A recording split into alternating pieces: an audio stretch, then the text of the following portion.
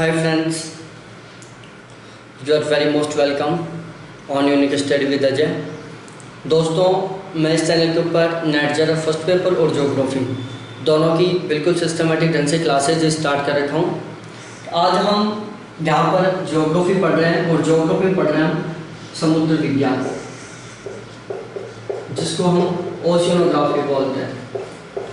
समुद्र विज्ञान को क्या बोला जाता है? ओशियनोग्राफी। और इसमें हम आज बात करेंगे चैप्टर 8। कौन सा? चैप्टर 8 का। बहुत शानदार सा और बहुत सिंपल सा टॉपिक है, जिसके ऊपर हम अभी डिस्कशन करने जा रहे हैं। देखो, जो हमारा इसमें टॉपिक है वो है लवणता। क्या है? लवणता। ओशियनोग्राफी का एक बहुत इंपॉर्टेंट टॉपिक है ये। यहाँ से एक क्वेश्चन 100% आता है। हर एक एग्जाम में एक क्वेश्चन आपको 100% लवणता का देखने को मिलेगा। और मैं ये भी बिल्कुल श्योर कह सकता हूँ कि जो क्वेश्चन आएगा वो मेरे पढ़ाए हुए में से ही आएगा, बाहर बिल्कुल भी नहीं जाएगा। कोई चांस नहीं है कि जो क्वेश्चन बाहर चला जाएगा। तो इसलिए बिल्कुल शुरू से लास्ट तक वीडियो को कंटिन्यू तरीके से देखना है। जैसे हमारा वीडियो कंप्लीट होगा उसके बाद हम रिवीजन करेंगे। 5 से 7 मिनट में पूरे वीडियो का हम रिवीजन करेंगे। तो अब हम स्टार्ट करते हैं। बिल्कुल आप पर टाइम वेस्ट किए बिना। और देखो, आपसे वीडियो स्टार्ट करने से पहले एक रिक्वेस्ट है कि प्लीज़ आपने यदि अभी तक चैनल को सब्सक्राइब नहीं किया है तो आपको वीडियो के जस्ट नीचे एक रेड सा बटन दिख रहा होगा, बिल्कुल इस तरीके से, और उसके ऊपर ये बटन शब्द लिखा होगा इस तरीके से, रेड सब्सक्राइब। इसको दबाओ और मेरे साथ बिल्कुल अच्छी तरीके से जुड़ जाओ। तो अब हम लवणता के ऊपर बात करते हैं। लवणता, इस शब्द के बारे में आप अच्छे से जानते होंगे, बहुत सी बार सुन लिया होगा ये शब्द। लवणता, सागरीय लवणता, महासागरीय लवणता, सबसे ज़्यादा लवणता, सबसे कम लवणता। देखो क्या होता है लवणता। लवणता को हम एक तरीके से हम साल्ट बोल सकते हैं, नमक बोल सकते हैं। ये महासागरों का एक अवसाद है। क्या है? महासागरों का एक अवसाद है। ये महासागरों में पाया जाता है। वो किसी भी रूप से महासागरों में मिल सकता है आपको। नदियों के द्वारा भी लाया जा सकता है, ये पवनों के द्वारा भी लाया जा सकता है। महासागरों में ज्वालामुखियों के द्वारा भी उत्पन्न हो सकता है। विभिन्न रूपों के द्वारा ये उत्पन्न होता है, लेकिन ये महासागरीय सागरीय जलों में मिलता है ये। तो लवणता क्या है? ये जल में पाई जाती है। क्या पाई जाती है? जल में पाई जाती है। तो सबसे पहले मैं आपको बता देता हूँ लवणता की डेफिनेशन। क्या लवणता की डेफिनेशन?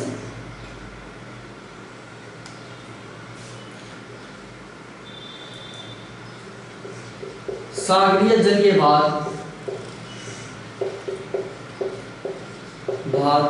एवं उसमें सागरीय जल के भार एवं उसमें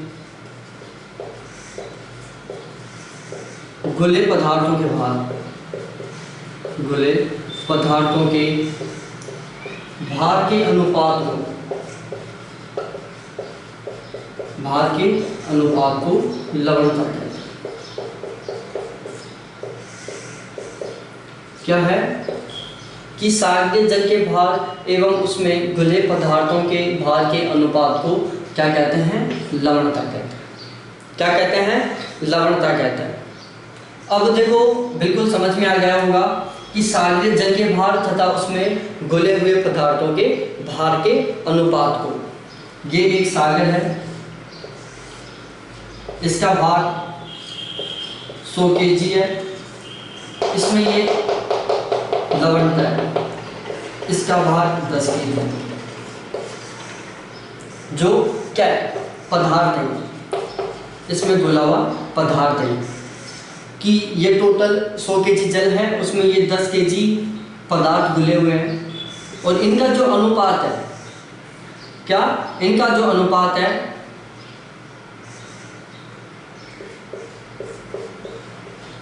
जो ये है, ये क्या है? लवणता है। क्या है? ये लवणता है।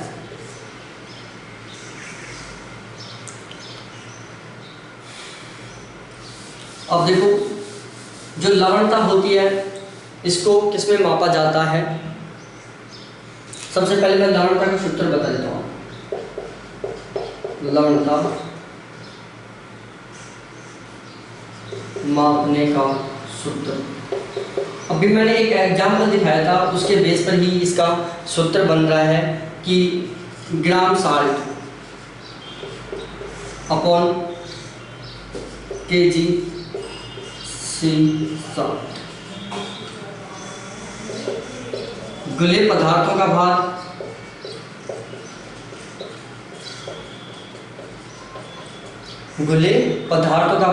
अपॉन कुल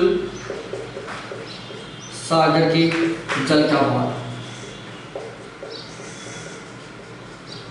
समझ में आ गया होगा। लवणता क्या है?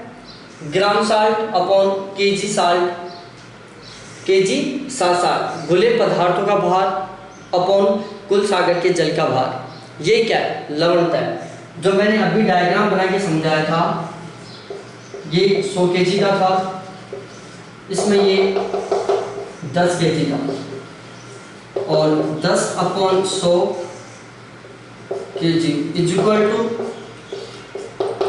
10% या 10 केजी। याद है? तो क्या यहाँ पर ये केजी सही है? यहाँ पर मैंने लिखा है 10 केजी, क्या ये केजी सही है?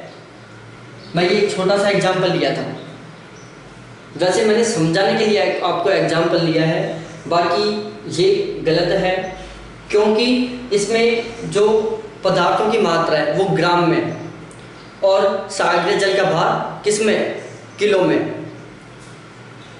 ये ध्यान रखना आपको। ये मैंने एक एग्जाम्पल दे के समझाया आपको कि हम लवणता को इस तरीके से निकाल सकते हैं। ठीक है, आपको ये ध्यान रखना है सूत्र। और लवणता को किस में मापा जाता है? मापन इकाई। जो लवणता की मापन इकाई है वो है प्रति 1000 ग्राम, प्रति 1000 ग्राम, जिसको हम बिल्कुल इस तरीके से भी दर्शा सकते हैं। प्रति 1000 ग्राम इसके मापने की इकाई है, जिसको हम इस तरीके से भी दिखा सकते हैं। परसेंट का सूत्र होता है इस तरीके से, जो कितने पर होता है? 100 पर होता है। परसेंट का सूत्र बिल्कुल इस तरीके से होता है, जो 100 पर होता है। यहाँ पर लवणता का सूत्र इस तरीके से, ये किस पर है? 1000 पर है, कि जो लवणता होती है वो प्रति 1000 पर होती है, जो परसेंट होता है वो प्रति 100 पर होता है। ये आपको ध्यान रखना है। तो लवणता कितने पर मापी जाती है? प्रति 1000 पर मापी जाती है। ठीक है, अब हम आगे बात करते हैं।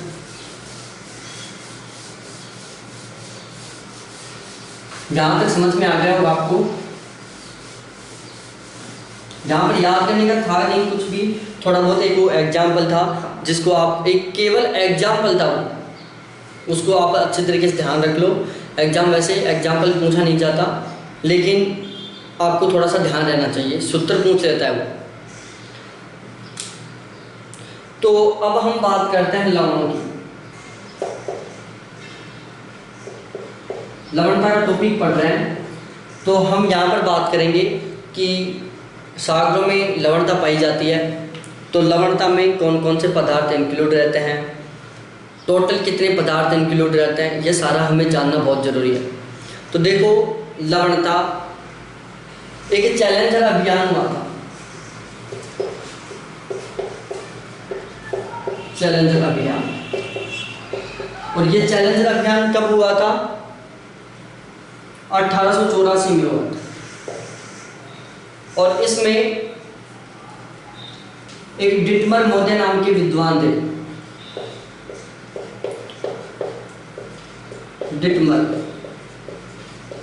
डिटमर महोदय ने कुल 47 प्रकार के लवणों की खोज की थी।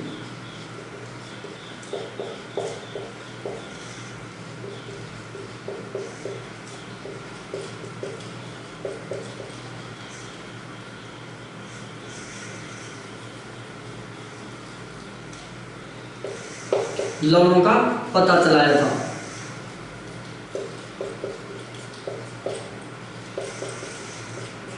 ठीक है, समझ में आ गया होगा कि एक चैलेंजर अभियान था जो 1884 में हुआ था, जिसमें डिटमर मोदे ने टोटल 47 प्रकार के लवणों का पता चलाया था। उन्होंने बताया था कि महासागरों में टोटल 47 प्रकार के लवण घुले हुए हैं।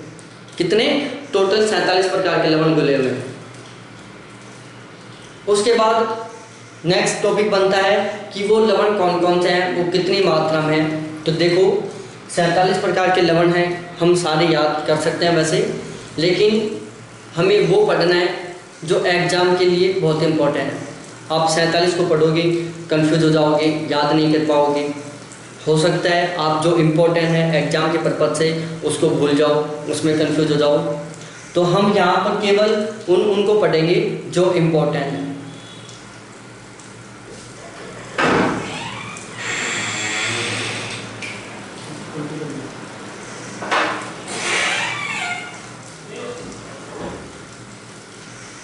ठीक है, तो अब हम बात करते हैं कुछ इम्पोर्टेंट लवणों की। सबसे पहले हम बात करते हैं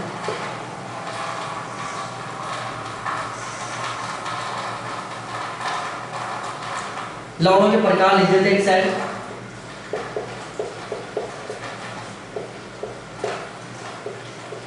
और दूसरे साइड हम लिख देते हैं उनका प्रतिशत, कि वो कितने प्रतिशत उपलब्ध है। तो यदि लवणों के प्रकार की बात की जाए,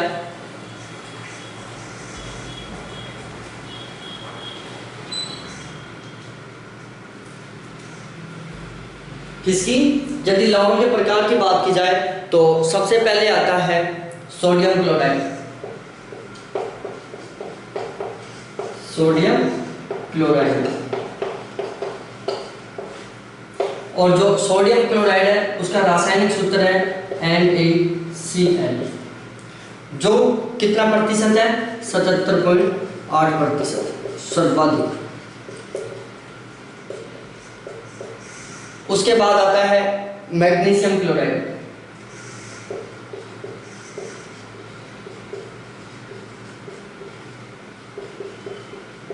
और जो मैग्नीशियम क्लोराइड है उसको हम MgCl लिखते हैं। क्या लिखते हैं? MgCl, और ये है 10.9%। उसके बाद आता है मैग्नीशियम सल्फेट।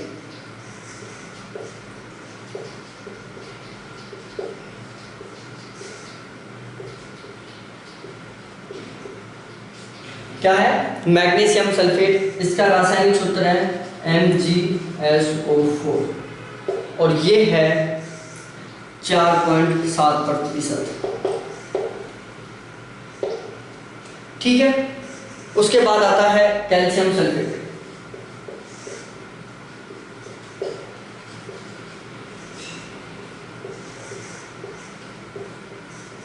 कैल्शियम सल्फेट, और कैल्शियम सल्फेट को हम लिखते हैं CaSO4, और जो CaSO4 कैल्शियम सल्फेट है वो है 3.6%। और उसके बाद लास्ट है, आप इन चार को तो अच्छी तरीके से याद कर लेना।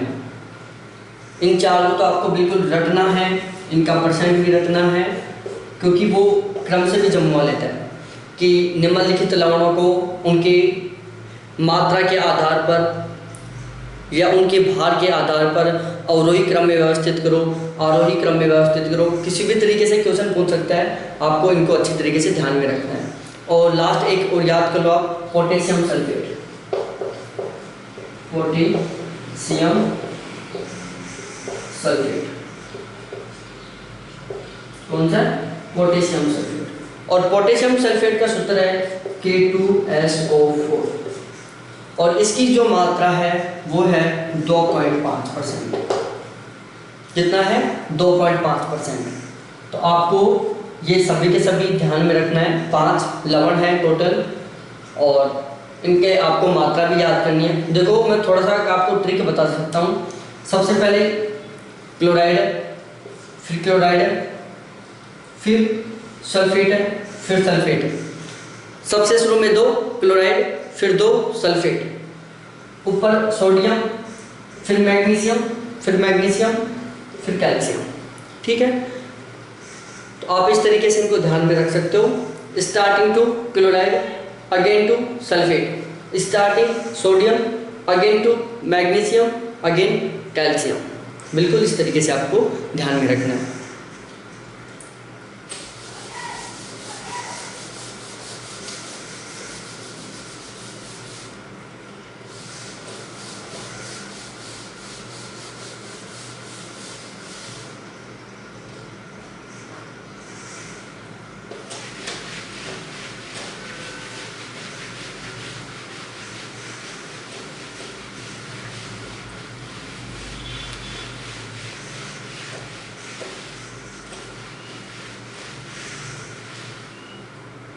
उसके बाद हम बात करते हैं, नेक्स्ट पॉइंट पर आते हैं कि जो ये लवणता है ये कहाँ से आती है। भाई लवणता के प्रकार भी पढ़ लिया। अगला क्वेश्चन बनता है कि लवणता आदि कहाँ से है। वो सागरों में जन्म ले रही है, या भगवान उसमें सागरों में डाल रहा है, या फिर कोई भगवान खुद का लवणता का रूप लेके सागरों में आ रहा है। ऐसा कौन सा सोर्स है जिसके द्वारा लवणता आ रही है।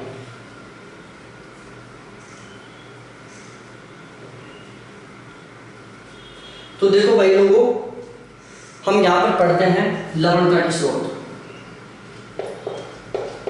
लवणता के स्रोत बहुत इंपॉर्टेंट टॉपिक है ये, यहाँ से क्वेश्चन पूछते रहते हैं। लवणता के स्रोत क्या क्या है। देखो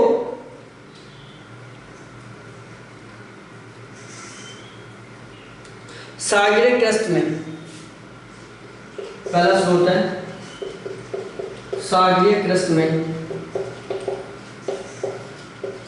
सागरीय क्रस्ट में सागरीय जल एवं स्थलखंड,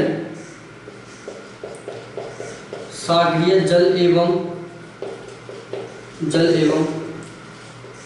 स्थलखंड में वर्षा जल द्वारा,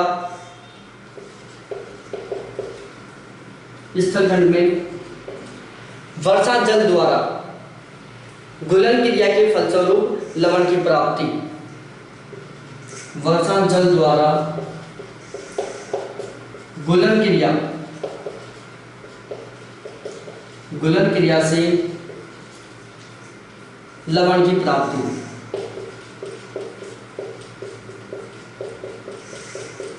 क्या है कि सागरीय क्रस्ट में सागरीय जल एवं स्थलखंड में वर्षा जल द्वारा गुलन क्रिया से लवण की प्राप्ति। दूसरा होता है नदियां या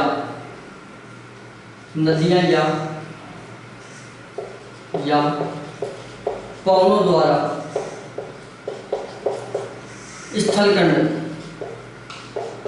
स्थलखंड से क्रमशः बहाकर या उड़ाकर लाना। ठीक है, कि नदी या पवन द्वारा स्थलखंड से क्रमशः बहाकर या उड़ाकर लाना। और इसके अलावा है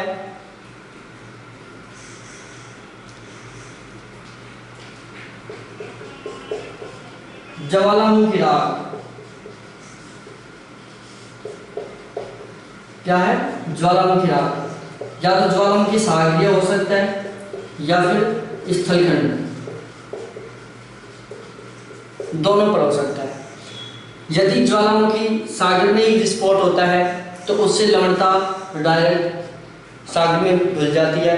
और यदि ज्वालामुखी का जो उद्गम है वो स्थलखंड पर होता है तो उस राग को नदी एवं पवन द्वारा बहाकर और सागरों में मिला दिया जाता है।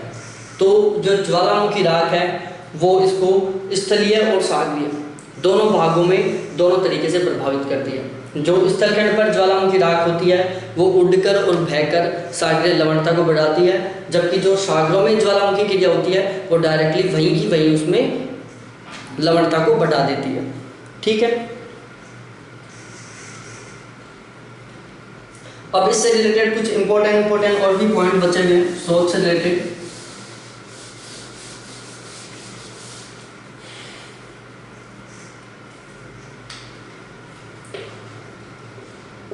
नदियां सागरों में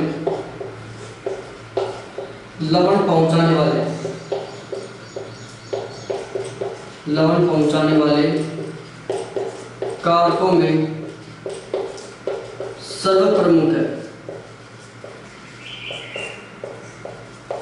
कि जो नदियां हैं वो सागरों में लवण पहुंचाने वाले कारकों में सर्वप्रमुख है।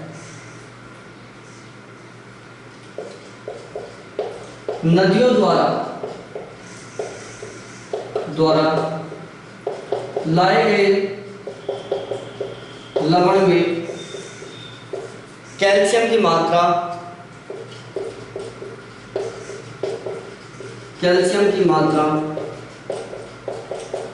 60% होती है। कि नदियों द्वारा लाए गए लवण में कैल्शियम की मात्रा 60% होती है। कितनी परसेंट होती है? 60% होती है।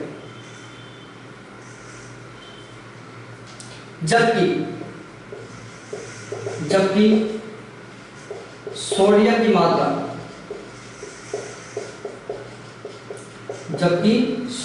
मात्रा कितनी होती है? मात्र 2% होती है। दोनों बातों को ध्यान रखना है कि जो नदियों का जल होता है उसमें लवणों में कि नदियों द्वारा लाए गए लवण में कैल्शियम की मात्रा 60% होती है, जबकि सोडियम की मात्रा मात्र 2% होती है। ठीक है। जबकि सागरीय जल में सोडियम की मात्रा 77% होती है। जबकि सागरीय जल में सोडियम की मात्रा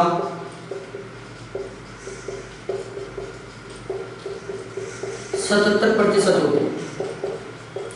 ठीक है। सागरीय जल में लवण की मात्रा 77% होती है। तो ये आपको बिल्कुल ध्यान में रखना है। चारों पॉइंट भी बहुत इंपॉर्टेंट है, इसलिए मैंने इनको आपको नोट करवाया। आगे हम बात करते हैं बिल्कुल इसी तरीके से।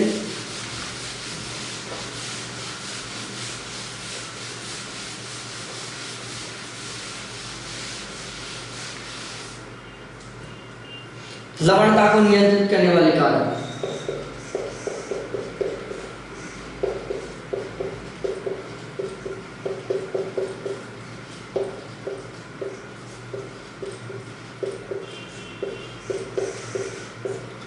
लवणता को नियंत्रित करने वाले कारक कि ऐसे कौन कौन से फैक्टर हैं या कारण हैं जिनकी वजह से लवणता में वृद्धि होती है व लवणता में कमी होती है। तो हम बात करते हैं बिल्कुल पॉइंट टू पॉइंट। सबसे पहला है वाष्पीकरण। क्या है वाष्पीकरण? वाष्पीकरण का मतलब आप जानते होंगे कि वाष्पीकरण क्या होता है कि द्रव पदार्थ या जल का गैस में परिवर्तित होना। जब जो जलीय भाग है वो गैस में परिवर्तित होता है या वाष्प में बदलता है, तो उस प्रक्रिया को हम क्या बोलते हैं? वाष्पीकरण बोलते हैं। तो जहां पर वाष्पीकरण होता है, देखो मैं एक बात बताता हूं आपको। वाष्पीकरण एवं लवणता में समानुपाती संबंध होता है। कि वाष्पीकरण एवं लवणता में समानुपाती संबंध होता है। वाष्पीकरण समानुपाती लवणता। इसका मतलब क्या हुआ? इसका मतलब हुआ कि जब वाष्पीकरण बढ़ेगा लवणता बढ़ेगी, जब वाष्पीकरण घटेगा लवणता घटेगी। समानुपाती का मतलब है कि जब वाष्पीकरण बढ़ेगा तो लवणता बढ़ेगी और जब वाष्पीकरण घटेगा तो लवणता घटेगी। दोनों सेम तरीके से बदलेंगे। क्या करेंगे? दोनों सेम तरीके से बदलेंगे। दूसरा पॉइंट लेते हैं हम।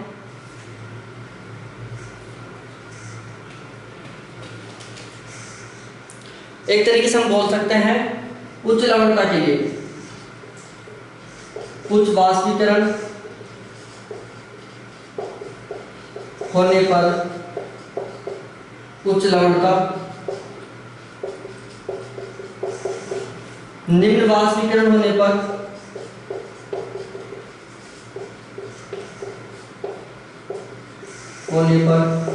निम्न लवणता।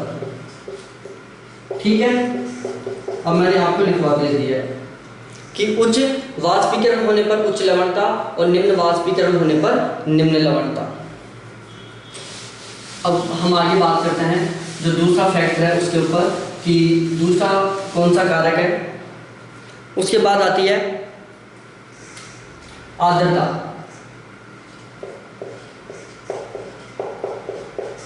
आर्द्रता, तो देखो जो आर्द्रता है, आर्द्रता एवं लवणता, आर्द्रता एवं लवणता में व्युत्क्रमानुपाती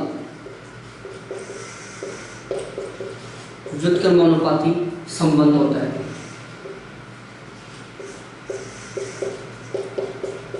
कि आर्द्रता और लवणता में व्युत्क्रमानुपाती संबंध होता है।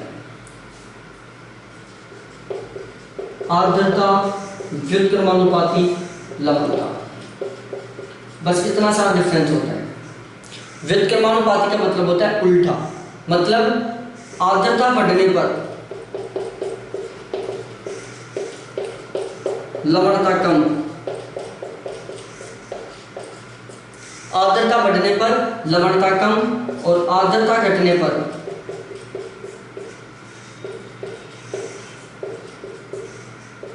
लवणता अधिक। समझ गए कि जब आर्द्रता बढ़ेगी तो लवणता घटेगी और जब आर्द्रता घटेगी तो लवणता बढ़ेगी। ये व्युत्क्रमानुपाती संबंध है। उसके बाद हम बात करते हैं तीसरा, वर्षांचल। क्या है? वर्षांचल। तो जो वर्षा जल होता है उसमें और लवणता, वर्षा जल एवं लवणता में व्युत्क्रमानुपाती संबंध होता है।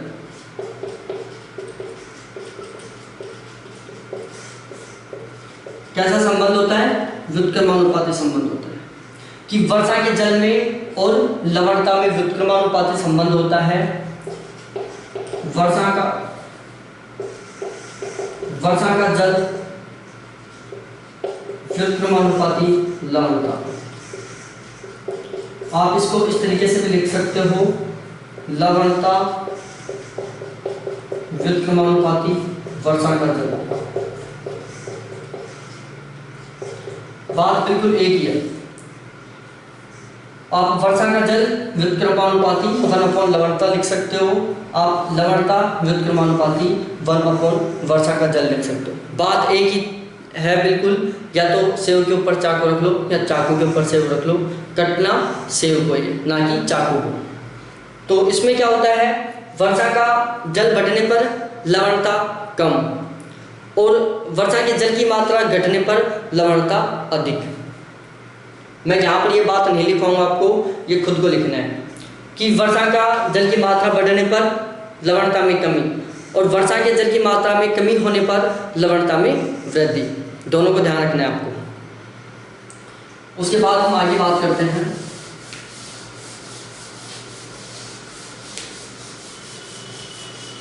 नेक्स्ट पॉइंट पर आते हैं हम, नदियों के जल का आगमन।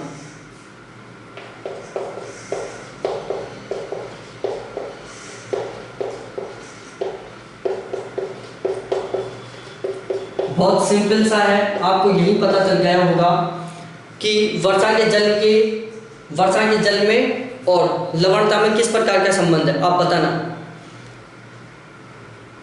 नदी के जल में और लवणता में कैसा संबंध है, बताओ।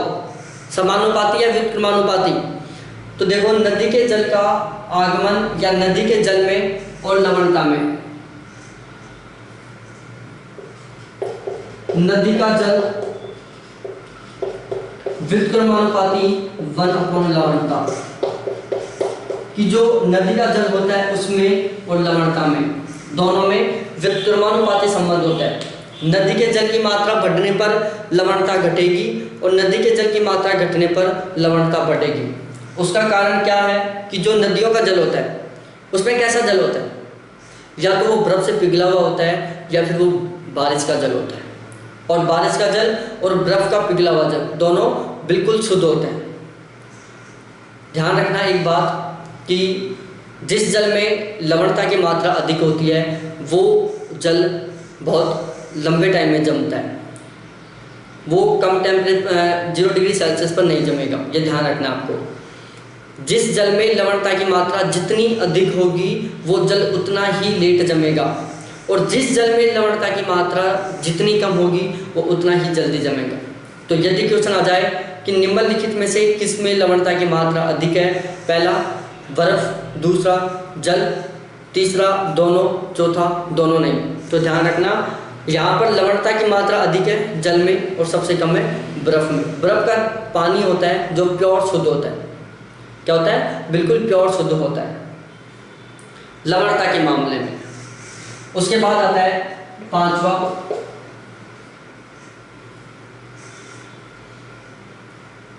सागरीय जल की गतियां।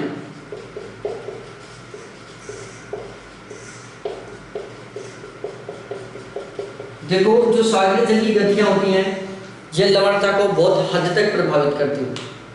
क्या करती हैं? बहुत हद तक प्रभावित करती हैं। एक एग्जांपल देता हूं, उत्तरी अटलांटिक जलधारा, उत्तरी अटलांटिक जलधारा प्रवाह के कारण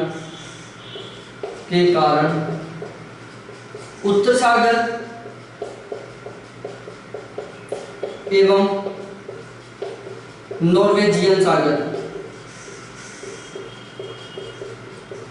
उत्तर सागर एवं नॉर्वेजियन सागर में लवणता की मात्रा बढ़ जाती है।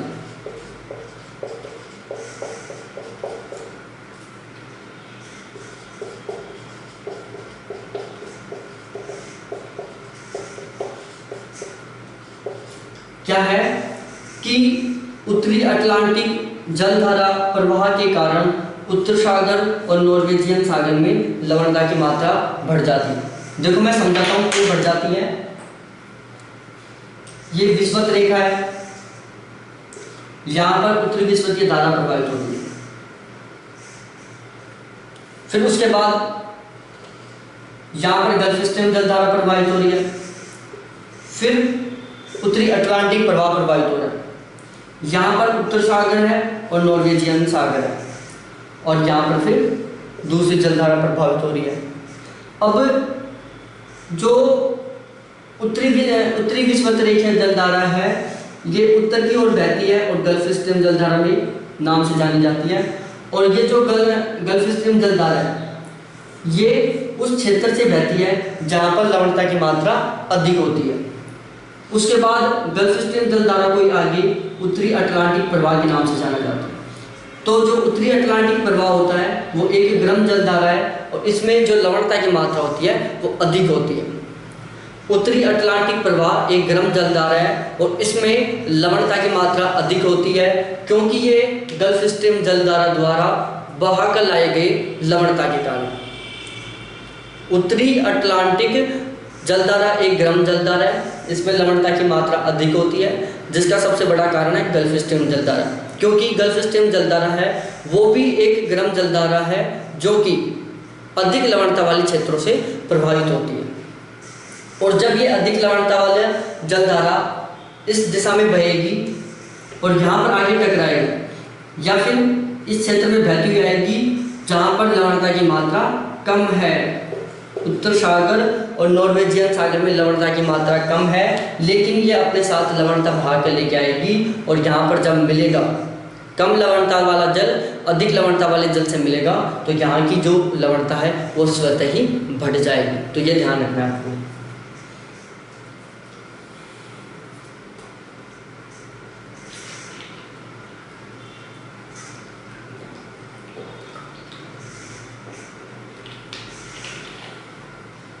ठीक है। अब हम आगे बात करते हैं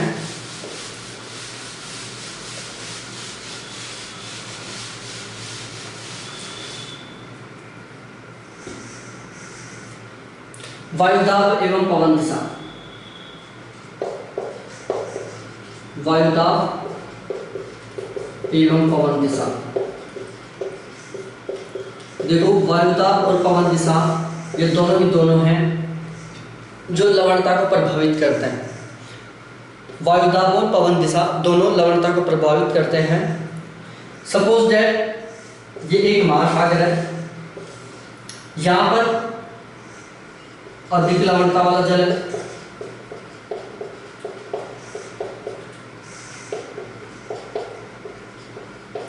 यहाँ पर कम लवणता वाला जल है।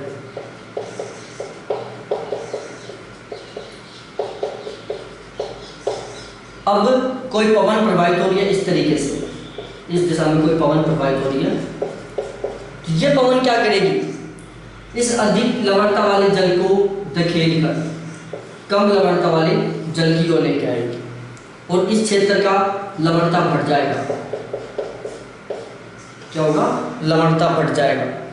और यदि कोई पवन इस दिशा में बहती है कम लवणता से अधिक लवणता वाले क्षेत्र की ओर, तो ये कम लवणता वाले जल को अधिक लवणता वाले क्षेत्र की ओर लेके जाएगी, जिससे अधिक लवणता वाले क्षेत्र की जो लवणता है वो क्या होगी, घट जाएगी।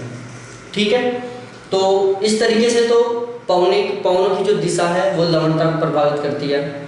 दूसरा हमने बताया वायुदाब।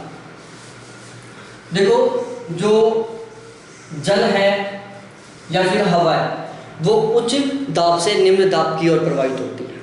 क्या होती हैं, उच्च दाब से निम्न दाब की ओर प्रवाहित होती हैं। तो जब जल उच्च दाब से निम्न दाब की ओर प्रवाहित होगा तो क्या होगा, लवणता प्रभावित होगी। बिल्कुल सीधी सी बात है, अधिक लवणता वाला क्षेत्र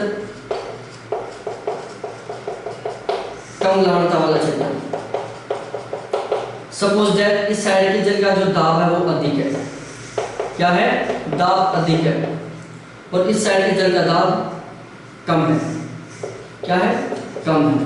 तो जल इस दिशा में ऐसे बहेगा तो यहाँ की लवणता बढ़ जाएगी, और इसके विपरीत यदि ऐसे बहेगा, इस साइड अधिक लवणता है इस साइड कम लवणता है, तो फिर लवणता बढ़ जाएगी। तो ध्यान रखना, जो जल है वो उच्च लवणता से उच्च दाब से निम्न दाब की ओर प्रभावित होता है, तो बिल्कुल इसी तरीके से लवणता को प्रभावित करता है। ठीक है, अब देखो कुछ ऐसे फैक्टर हैं जो एग्जाम में पूछे जाते हैं लेकिन उनका ताल्लुक इनसे नहीं है और हम उन प्रश्नों को गलत करके आ जाते हैं। देखो प्रतिचक्रवातीय दशा,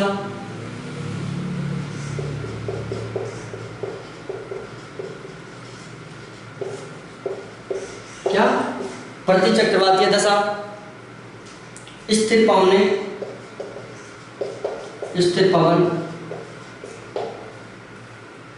उच्च तापमान,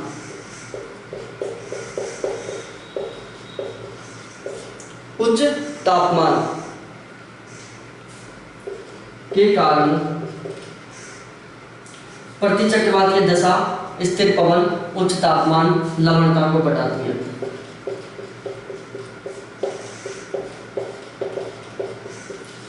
ठीक है, ये तीन फैक्टर हैं, प्रतिचक्रवातीय दशा, स्थिर पवन और उच्च तापमान, तीनों के तीनों लवणता को बढ़ाते हैं।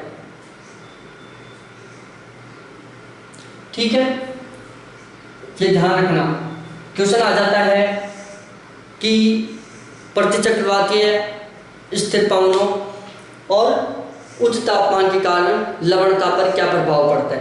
पहला बढ़ती है, दूसरा घटती है, तीसरा कोई फर्क नहीं पड़ता, चौथा कभी बढ़ती है और कभी घटती है। तो ध्यान रखना, प्रतिचक्रवातीय दशा, स्थिर पवन और उच्च तापमान के कारण लवणता बढ़ती है। क्या करती है, बढ़ती है, ग्रोथ होता है। ठीक है, अब हम आगे बात करते हैं, बिल्कुल इसी का एक दूसरा पॉइंट है, उस दूसरे पॉइंट के ऊपर हम डिस्कस करते हैं अभी।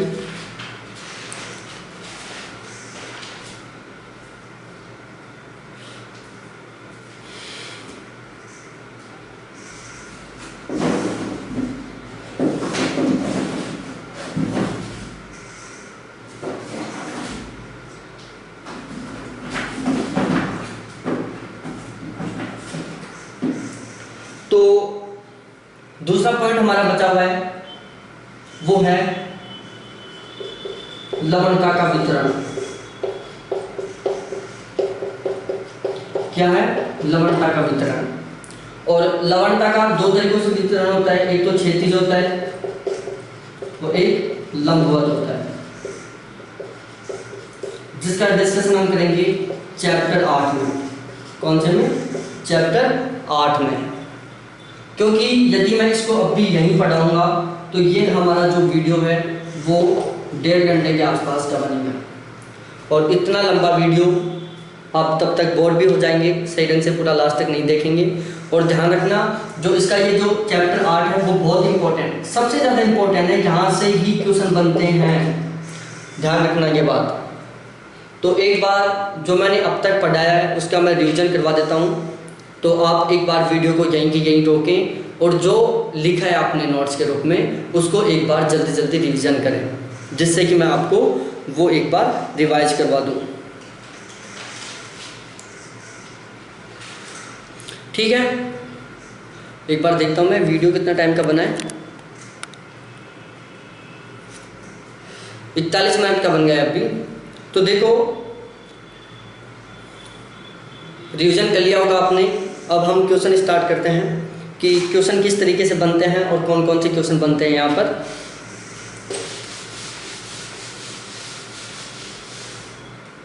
सबसे पहला क्वेश्चन,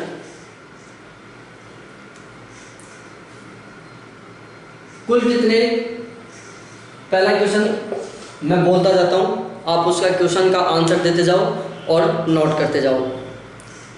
हाल ही में कुल कितने लवणों की खोज की जा चुकी है? हाल ही में कुल कितने लवणों की खोज की जा चुकी है? आंख बंद करके और इसका आंसर दो। तो भाई लोगों, अब तक टोटल 47 लवणों की खोज की जा चुकी है, जो कि चैलेंजर अभियान के दौरान की गई थी। चैलेंजर अभियान कब हुआ था? 1884 में। किसके नेतृत्व में हुआ था? डिटमर महोदय के। तो हाल ही में टोटल 44 लवण हैं जिनकी खोज किसने की थी? तो वो की थी डिटमर महोदय ने। ठीक है, और चलो दूसरा क्वेश्चन बनता है, आपको मिलान करना है।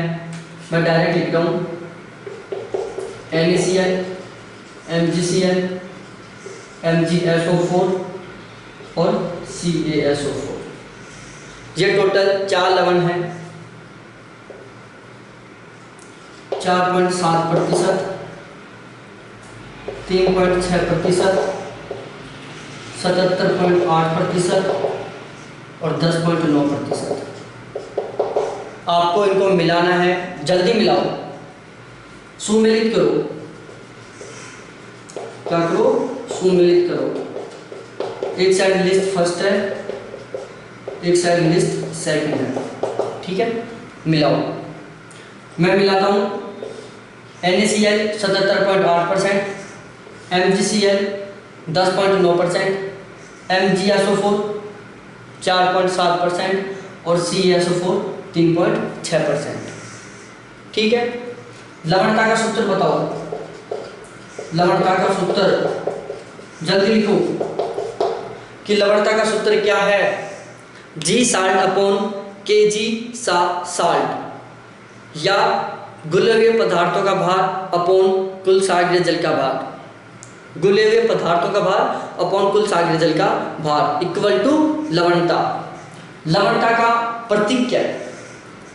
प्रतीक, लवणता का प्रतीक बताओ, जल्दी से बताओ। क्वेश्चन लिखूं उससे पहले आपका आंसर आ जाना चाहिए। वो है ये।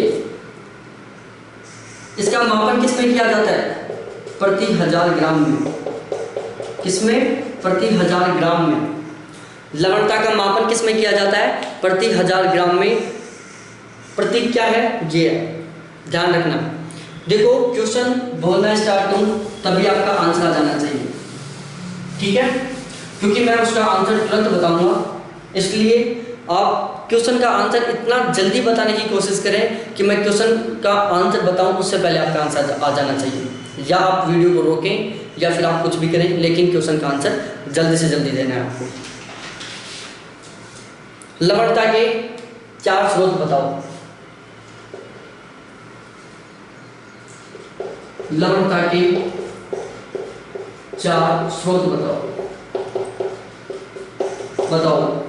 लवणता के 4 स्रोत बताओ। आंख बंद करो, फीलिंग लो कि कौन कौन से 4 स्रोत हैं। पहला स्रोत है नदी, दूसरा है पवन, तीसरा है ज्वालामुखी, चौथा है सागर तटीय क्षेत्र के अवसाद। क्या है?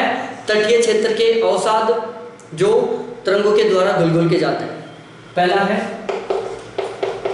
तटीय क्षेत्र का अवसाद,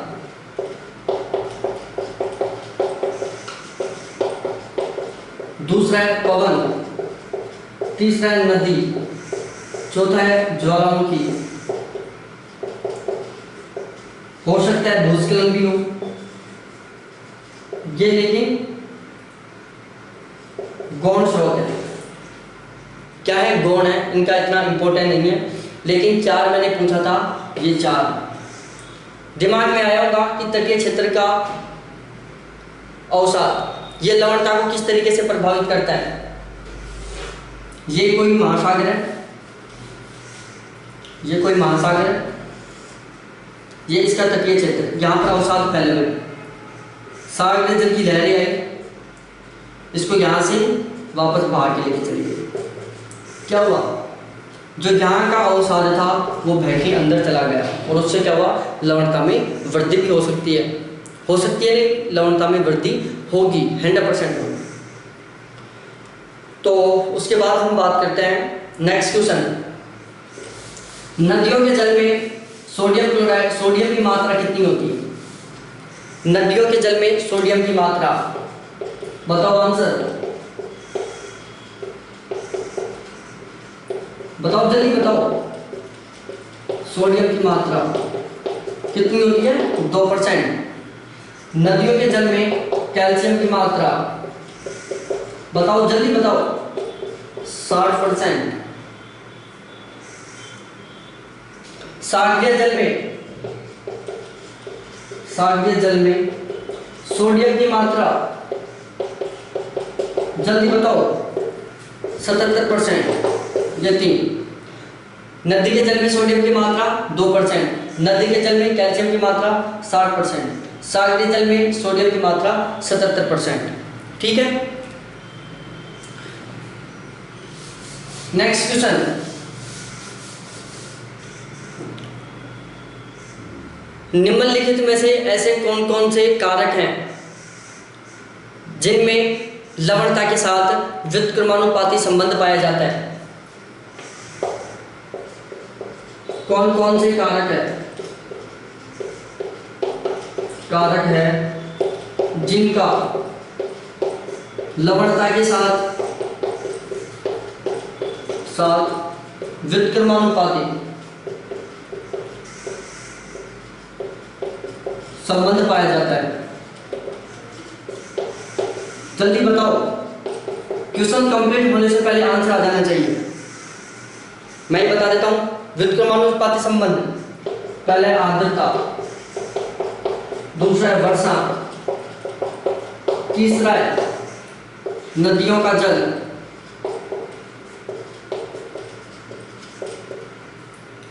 आर्द्रता, वर्षा और नदियों का जल।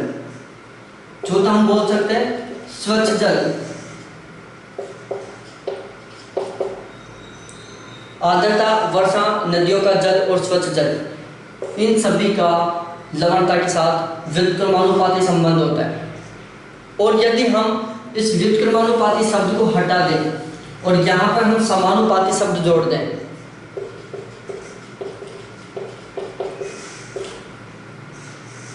कि कौन कौन से कारक हैं जिनका लवणता के साथ समानुपाती संबंध है, जल्दी से आंसर दो। पहला वाष्पीकरण, दूसरा तापमान। देखो, एक से निकाला जाता है, आप डिटेल से पढ़ लोगे, एक क्वेश्चन से दूसरा क्वेश्चन निकालोगे। मैंने वहां पर केवल वाष्पीकरण लिखाया था, तापमान नहीं लिखाया था। उसका कारण ये है, वाष्पीकरण कब होगा जब तापमान अधिक होगा। वाष्पीकरण कब होगा? जब तापमान अधिक होगा। बिल्कुल सीधी सी बात है, क्योंकि वाष्पीकरण तापमान के कारण ही होता है। जब तापमान अधिक होगा तब ही वाष्पीकरण होगा। हम चाय बनाते हैं, हम पानी गर्म करते हैं, तो उससे वाष्प कब निकलती है? जब उसका टेम्परेचर अधिक हो जाता है। तो तापमान लवणता को प्रभावित कर रहा है या नहीं कर रहा है? कर रहा है। तापमान बढ़ने पर लवणता बढ़ रही है और तापमान के घटने पर लवणता घट रही है। ठीक है। उसके बाद एक क्वेश्चन और पूछ लेता हूं मैं आपसे।